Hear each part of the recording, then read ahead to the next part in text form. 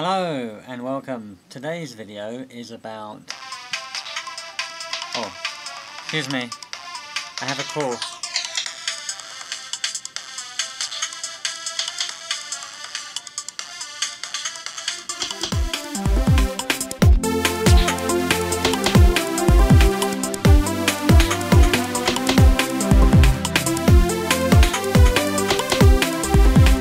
So yeah, this video is about mobile phones, cell phones.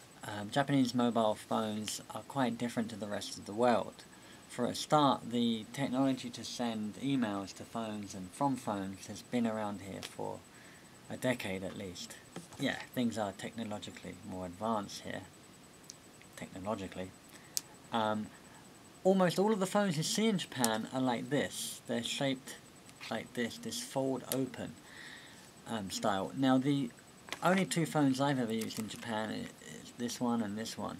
Now I think they're surprisingly quite bulky, considering this is Japan and everything's meant to be tiny and high technology.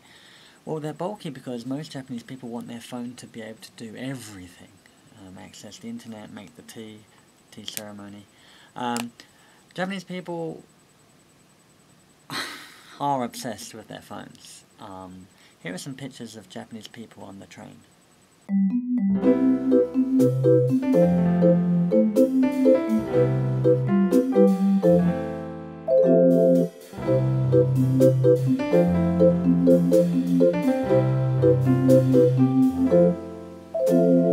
Hope you enjoyed that. Now this last one is my favourite. You can't see them very well, but almost everybody standing in the front line of that crowd is holding their arm up, looking at a phone. So as you might expect, Japanese people pay a lot of money for their phones. There's pretty much no such thing as pay-as-you-go. They do exist, but the rates are incredibly expensive, and if you say you have a pay-as-you-go phone, I think no one would listen to you. So everyone's on contracts, you know. The 0 yen phone is very popular, provided you sign a 2-year contract. I don't think a lot of people realise you more than pay for the phone within the first few months of your contract. Here's a bill. This one is from a company called AU here. There's pretty much 3 main carriers here in Japan: AU, Docomo, and SoftBank, formerly Vodafone. The amount here is 3,509 yen, you can see. $35 for a month. That's very cheap for a phone bill here. And I pretty much make no calls, and I just send text messages, well, mails, and I still get charged that. Let's look at these two phones closer. This is my older phone. It's a bit battered. You press this button here and the thing flips open. Now, most Japanese phones contain a lot of software, and they take a long time to load up. Now I think most Japanese people leave them on all night, so if you call them they get woken up, but I don't know about you, but I always turn mine off. You can see it says there's an error. That's because this phone broke. Okay, so that's this phone. Takes quite a long time to load up. Let's have a look at this phone. There are some unique features on Japanese phones which I don't think feature in any other country. And by the way, bilingual phones are really hard to find. Now this is a phone that comes in English and Japanese, but they're surprisingly hard to find. You'd think they'd be readily available in Japan, but they're not. So choice is very limited for most English-speaking foreigners. Right, here's a function I wanted to show you. Look right at the bottom here. Fake call. Okay, if I press this,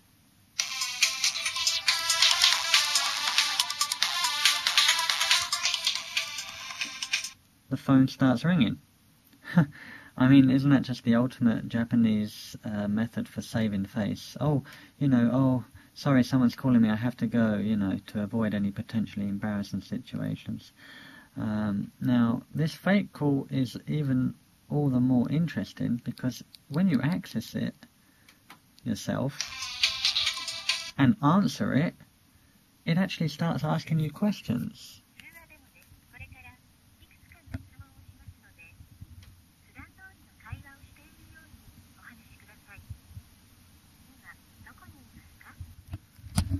asking you questions about your day and what you're doing and things like that, so that you don't even have to make up a conversation.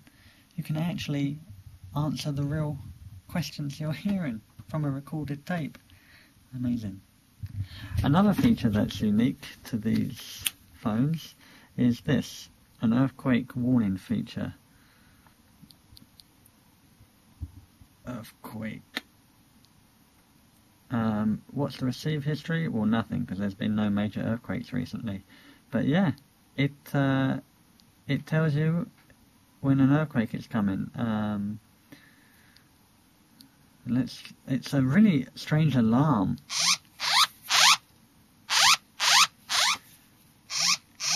That goes off to tell you there's an earthquake coming.